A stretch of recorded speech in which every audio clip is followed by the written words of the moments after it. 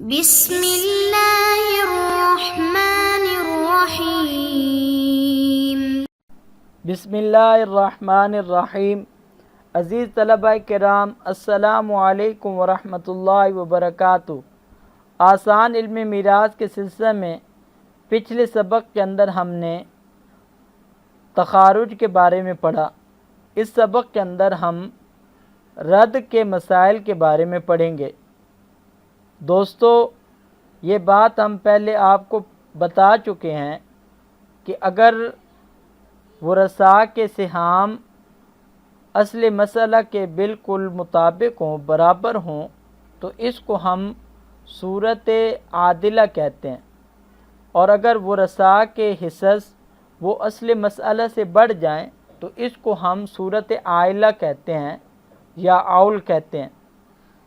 اور کبھی اس طرح بھی ہوتا ہے کہ ورثاء کے حصص وہ کم پڑ جاتے ہیں اور اصل مسئلہ وہ زیادہ ہوتا ہے، یعنی گویا کہ ورثاء کو ان کے حصص دینے کے بعد بھی ترکہ کا مال بچ جاتا ہے، تو اس صورت کو ہم صورت ناقصہ اور صورت ردیہ کہتے ہیں اور رد کے مسائل کہتے ہیں۔ رد کا مطلب ہوتا ہے لوٹنا۔ قرآن پاک کے اندر اللہ رب العزت نے فرمایا وَرَدَّ اللَّهُ الَّذِينَ كَفَرُوا بِغَيْظِهِمْ، کہ اللہ نے کافروں کو ان کے غصے کے ساتھ لوٹا دیا۔ اسی طرح ایک اور جگہ فرمایا فَارْتَدَّ عَلَىٰ آثَارِهِمَا قَصَصًا، کہ وہ دونوں اپنے قدموں کے نشان پر چلتے ہوئے لوٹے۔ اسی طرح رد کا معنی پھیرنا بھی آتا ہے۔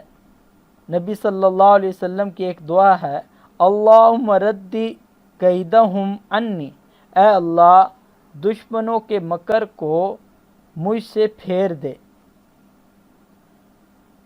تو رد کو رد بھی اسی وجہ سے کہتے ہیں کیونکہ جو ترکہ کا مال بچتا ہے ہم اصحاب الفرائض پر ان کے حصص کے بقدر ان پر لوٹا دیتے ہیں، ان کی طرف پھیر دیتے ہیں۔ تو آپ کو یہ بات سمجھ میں آ گئی ہوگی، رد یہ عول کی ضد ہے۔ عول کے اندر ورثاء کے حصص زیادہ ہو جاتے ہیں اور مال ترکہ کا جو اصل مسئلہ ہے وہ کم رہ جاتا ہے، جبکہ رد کے اندر حصص کم پڑ جاتے ہیں اور اصل مسئلہ وہ بڑا رہتا ہے، زیادہ رہتا ہے۔ تو اب ہم رد کی اصطلاحی تعریف یہ کر سکتے ہیں کہ اصحاب الفرائض کو ان کے حصص دینے کے بعد مال ترکہ بچ جائے اور عصبات میں سے کوئی لینے والا نہ ہو، کیونکہ اگر کوئی عصبات میں سے ہوگا تو پھر تو کوئی رد وغیرہ کی صورت نہیں رہے گی، کیونکہ جو مال بچے گا وہ عصبات کو دے دیا جائے گا۔ تو رد کا حکم یہ ہے کہ بچے ہوئے مال کو اصحاب الفرائض نسبیہ کے حصص کے بقدر ان پر لوٹا دیں گے۔ رد کے تحقق کے لیے 3 شرطیں ہیں۔ نمبر 1 کہ مسئلے کے اندر اصحاب الفرائض میں سے ہوں۔ نمبر 2 مسئلے کے اندر عصبہ نہ ہو، کیونکہ اگر عصبات میں سے کوئی ہوگا تو اس صورت میں کبھی بھی رد نہیں ہو سکتا، کیونکہ جو بھی ترکہ کا حصہ بچے گا وہ عصبات لے جائیں گے۔ تیسرے نمبر پہ صاحب فرض کو حصہ دینے کے بعد مال بچ بھی گیا ہو، لیکن اگر کوئی صورت ایسی ہو کہ جس کے اندر اصحاب الفرائض ہی ہیں لیکن سارا کا سارا مال وہیں پہ پورا ہو گیا ہے اور کچھ مال بچے ہی نہیں ہے، تو وہاں بھی کوئی رد نہیں ہوگا۔ جیسے مثال کے طور پر میت کے ورثاء کے اندر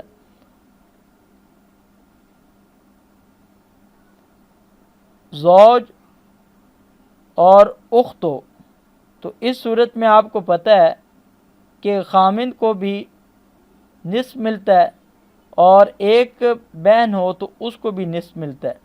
تو یہاں پر اب ہم 2 سے مسئلہ شروع کریں گے، ایک زوج کو مل جائے گا اور ایک اخت کو مل جائے گا۔ تو اب یہاں پر زوج اور اخت دونوں صاحب فرض ہیں، لیکن اس کے باوجود ترکہ یہیں پہ پورا تقسیم ہو گیا ہے اور باقی کچھ بھی نہیں بچا ہے۔ دوستو، رد شرعی طور پر جائز ہے یا کہ نہیں ہے، اس کے بارے میں صحابہ کے درمیان بھی اور بعد میں فقہا کے درمیان بھی اختلاف رہا ہے۔ اس کے حوالے سے دو مذہب معروف ہیں، ایک تو جمہور صحابہ اور تابعین، اور اسی طرح ائمہ میں احناف اور حنابلہ کے ہاں رد مشروع ہے، یعنی اگر اصحاب الفرائض ہوں اور ان کو ان کے حصص دینے کے بعد اگر مال بچ جائے تو بجائے اس کے کہ ہم اس کو بیت المال میں دینے کے، یہی جو اصحاب الفرائض ہیں ان کے حصص کی بقدر ان کے اوپر لوٹا دیں گے۔ دوسرا مذہب یہ صحابہ میں حضرت زید بن ثابت رضی اللہ تعالیٰ عنہ ہیں، اور اسی طرح آگے ائمہ میں شوافع اور امام مالک رحمۃ اللہ علیہ ہیں کہ ان کے نزدیک رد مشروع نہیں ہے۔ وہ کہتے ہیں کہ اصحاب الفرائض کو قرآن پاک کے بیان کے مطابق ان کا حصہ دینے کے بعد اگر ترکہ میں سے مال بچ جائے تو اب ہم لوٹائیں گے نہیں، بلکہ بیت المال کو دے دیں گے، اور بیت المال ہی وہ عام مسلمانوں کی ضروریات اور مصالح کے اعتبار سے خرچ کرے گا۔ لیکن اس بات کو یاد رکھیں کہ امام شافعی اور امام مالک رحمۃ اللہ علیہ کے جو متأخرین میں سے ہیں، ان حضرات نے بھی اپنے قول سے رجوع کیا ہے اور انہوں نے بھی رد کو اختیار کیا ہے جب سے بیت المال کا نظام فاسد ہو چکا ہے، اور جو حکمران ہیں وہ بیت المال کو اپنی عیاشیوں پر خرچ کرنا شروع کیا ہے۔ تو اب گویا کہ آپ یہ سمجھ سکتے ہیں کہ رد کے حوالے سے تمام فقہا کا ایک ہی قول ہے کہ یہ جائز اور مشروع ہے۔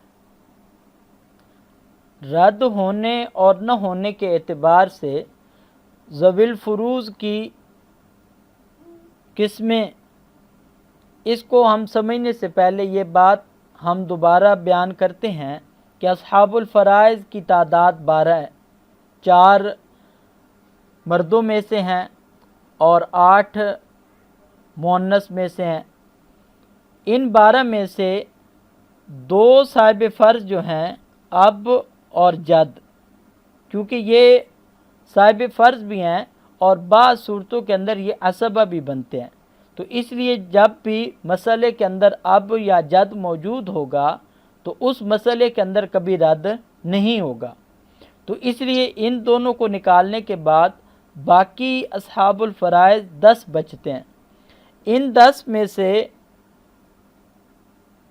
2 صاحب فرض پر رد نہیں ہو سکتا، زوج اور زوجہ، کیونکہ یہ اصحاب الفرائض سببیہ میں سے ہیں، نسبیہ میں سے نہیں ہیں، کیونکہ ان کے ساتھ جو میت کا تعلق ہوتا ہے وہ سبب نکاح کی بنیاد پر ہو گئے۔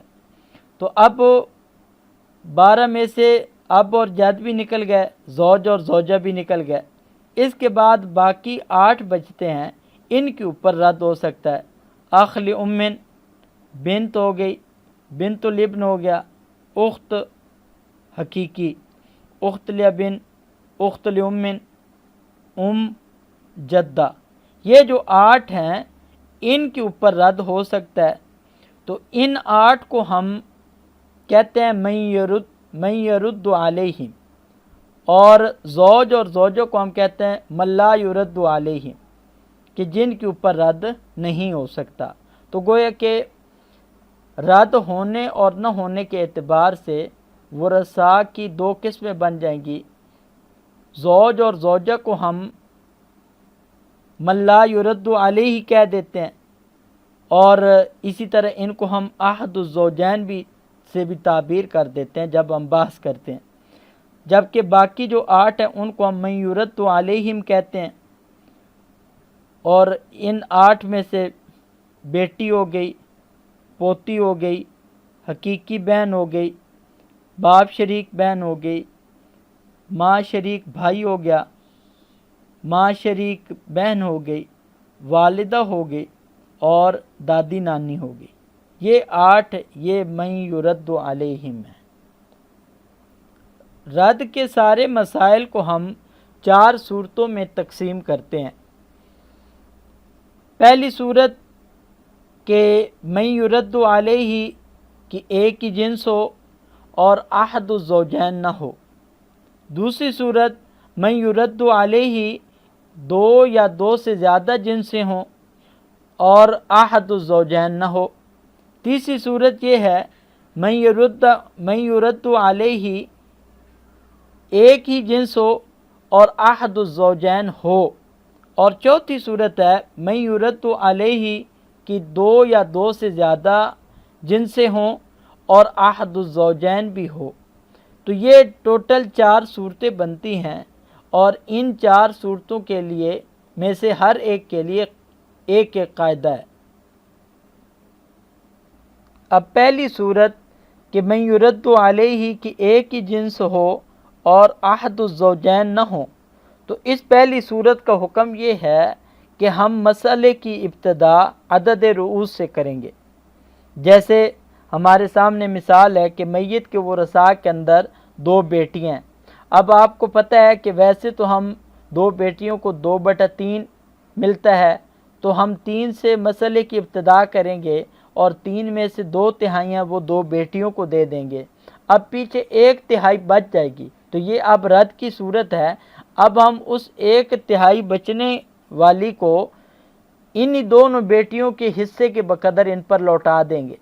تو کیونکہ مسئلے کے اندر اب من یرد علیہ کی ایک ہی جنس ہے اور وہ صرف بنات ہیں، تو اب ہم یہاں پر اس مسئلے کو حل کرنے کے لیے ان کے عدد رؤوس سے مسئلے کی ابتدا کریں گے۔ تو آپ کو پتہ ہے کہ مسئلے کے اندر 2 عدد رؤوس ہیں، تو ہم مسئلے کی بھی ابتدا 2 سے کریں گے اور ہر بیٹی کو آدھا آدھا ترکہ مل جائے۔ اسی طرح دوسری صورت کہ جس کے اندر 10 اخوات ہیں، اب یہاں پر کیونکہ عدد رؤوس 10 ہیں، تو اس لیے ہم مسئلے کی ابتدا بھی 10 سے کریں گے اور ہر بیٹی کو ہم ایک ایک دے دیں گے۔ اسی طرح تیسری مثال کے اندر کہ 2 جدہ ہیں، تو اب یہاں پر بھی عدد رؤوس 2 ہے، تو ہم مسئلے کی ابتدا 2 سے کریں گے اور ہر ایک کو ایک ایک دے دیں گے۔ دوسری صورت کہ جب من یرد علیہ 2 یا 2 سے زیادہ جنس سے جمع ہو جائیں اور ساتھ میں احد الزوجین نہ ہو، تو اس صورت کا حکم یہ ہے کہ ہم مسئلہ من یرد علیہ کے عدد سہام سے کریں گے۔ اس صورت میں آپ کو یہ بات یاد رکھنی چاہیے کہ مسئلہ تو 6 سے بنتا ہے، رد ان اعداد میں سے ایک پر ہوگا، یا تو 2 پر ہوگا یا 3 پر ہوگا یا 4 پر ہوگا یا 5 پہ ہوگا۔ ایک پر تو ہو نہیں سکتا کیونکہ دوسری صورت کے اندر 2 سے زیادہ اجناس جمع ہو جاتی ہیں، اور 6 پر بھی نہیں ہو سکتا کیونکہ اگر 6 پر آئے تو اس صورت میں مسئلے کے اندر اول آ سکتا ہے، وہ رد کی صورت نہیں بن سکتی۔ تو اب اس بارے میں یہ بات یاد رکھیں کہ اگر مسئلے کے اندر 2 سدس اکٹھے ہو جائیں، جیسے کہ ہمارے سامنے مثال ہے کہ ورثاء کے اندر جدہ اور اخت لمن ہے اور ان کو سدس ملتا ہے، تو 2 سدس اکٹھے ہو جائیں تو اس صورت میں عدد سہام وہ 2 بنے گا، کیونکہ مسئلے کی ابتدا 6 سے ہوگی، اور 6 میں سے جب ہم جدہ کو بھی 1 دیں گے اور اخت لمن کو بھی 1 دیں گے تو ان کے یہ عدد سہام اگر اکٹھے کریں تو وہ 2 بنتے ہیں، تو رد جو ہے وہ 2 ہو جائے گا۔ اسی طرح اگر سدس اور ثلث اکٹھے ہو جائیں تو اس صورت کے اندر ہم مسئلے کی ابتدا وہ 3 سے کریں گے۔ جیسے مثال کے طور پر میت کے ورثاء کے اندر ہے اور اختان لامن ہے، کو جب 2 یا 2 سے زیادہ بہن بھائی ہوں تو سدس ملتا ہے، اور اختان لامن جب یہ 2 یا 2 سے زیادہ ہوں تو ان کو ثلث ملتا ہے۔ تو اب یہاں پر بھی ہم نے مسئلے کی ابتدا تو 6 سے کرنی ہے، لیکن 6 میں سے کا بنتا ہے 1 اور اختان لامن کے بنتے ہیں 2، اور جب ان کے عدد سہام 2 اور 1 کو جمع کیا تو رد ہو گیا 3، تو ان کا عدد سہام 3 ہوا۔ اسی طرح اگر کیا ہو کہ نصف اور سدس جمع ہو جائیں تو اس صورت کے اندر بھی مسئلے کی ابتدا 4 سے کریں گے۔ جیسے اب ہمارے سامنے میت کے ورثاء کے اندر بنت ہے اور بنت الابن ہے، تو اکیلی بیٹی کو نصف ملتا ہے، اور جبکہ پوتی جب بیٹی کے ساتھ آئے تو 2 ثلث پورا کرنے کے لیے سدس پوتی کو دے دیتے ہیں۔ تو اب مسئلے کی ابتدا اسی طرح 6 سے ہوگی، اور 6 میں سے جو نصف وہ 3 بنتا ہے، اور بنت الابن کو ہم سدس 1 دیں گے۔ جب ہم نے عدد سہام کو جمع کرتے ہیں 3 اور 1 4، تو یہ رد جو ہوگا وہ 4 پر ہو جائے گا۔ اسی طرح اگر مسئلے کے اندر 2 ثلث اور سدس اکٹھے ہو جائیں تو اس صورت میں عدد سہام 5 بنتے ہیں۔ جیسے کہ ہمارے سامنے مثال ہے کہ 2 بیٹیاں ہیں، ان کو 2 ثلث ملے گا، کو سدس ملے گا۔ تو اب ہم مسئلے کی ابتدا اسی طرح 6 سے کریں گے، اور 6 کا 2 ثلث وہ 4 بنتا ہے، اور سدس وہ 1 بنتا ہے۔ 4 اور 1 5 ہو جاتے ہیں، تو یہ رد 5 کی طرف ہو جائے گا۔